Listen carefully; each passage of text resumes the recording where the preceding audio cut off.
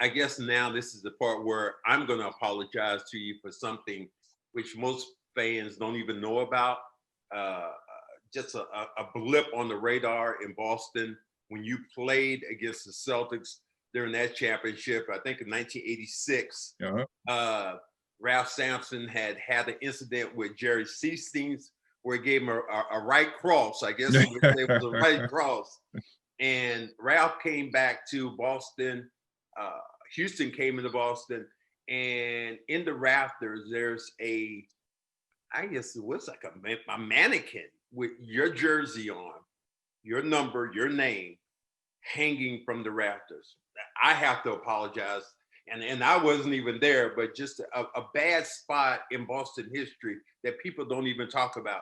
Could you talk about a little bit about it and how it affected you? Well, let's go back to the incident in Houston. I mean, they were up.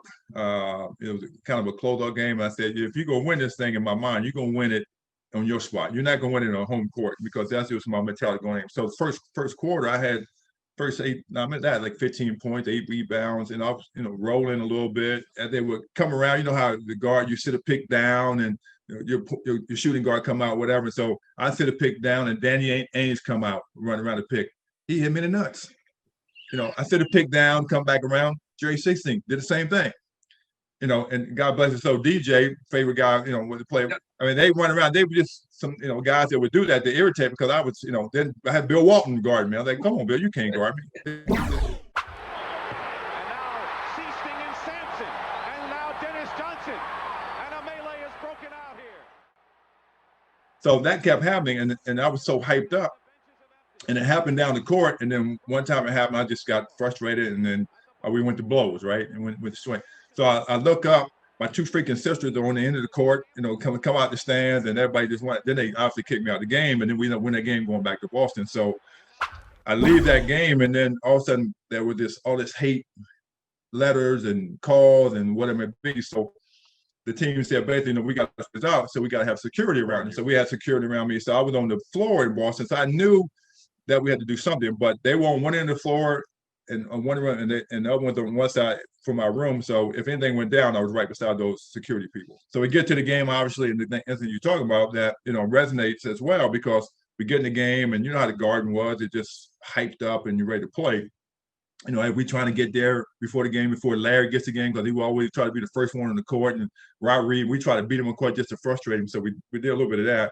But you're right. There was a mannequin or stuffed animal or stuffed human figure, right, with socks and jerseys and 50, and they had an afro wig on it, whatever. And then they had number 50 on it, had Sampson back, and they had a noose hanging up over the rail of the Boston Garden. Like they were going to hang me when I got there. So I understand that, at that point I looked up, okay, great. But it only motivated me to play harder. Number one. Number two, after the game, like, okay, we play and we know they're going to win, right? So Bill Fitz knows that crowd, which he got us off the court, which was the smartest thing to do now that I look back, even after I talked to him and said, I got you off the court because something was going to happen. And so he put the starters in the locker room. We got us all the court with security. But, it was something you look at, and now you look at it again and see the magnitude of it. It's kind of crazy, right? That you have to go in an arena and play, and they allow that to happen in the arena. I don't think they would do that today, or somebody did today, probably security would take them out. But, it's nature of the beast in Boston. You understand their passion, though, for their team. But then you do something against their team, then some people may do that. So, and as you look at it, and apologize for it, which you don't have to, but it motivated me to play harder. And then as I look back at the times today, it's like, what's the significance of that? And how can we change people's attitude, especially in the world we live today with Black Lives Matter, things that happen in Charlottesville, things we see every day. Now you see the difference, even in the election and the votes of people out here that, got a misconception of what life's about, to me. Yeah. And we all people, we all should love each other. We all should respect each other, but it's not a white or black matter. It's just a life matter. And then people get it all mixed up when we got a long way to go to get this thing corrected for sure.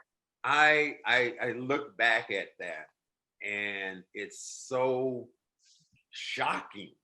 And I remember it was actually a Celtic official that went up to the top and actually took it down. Okay. And what was even more shocking about it to me was not only was it there, but when they took it down, they were taking it down, people started booing the guy who took it down. I was like, this is like a no-brainer. I mean, I understand that times are different. We're talking 30 plus years, but that was, if people don't talk about that, a lot of people won't remember it.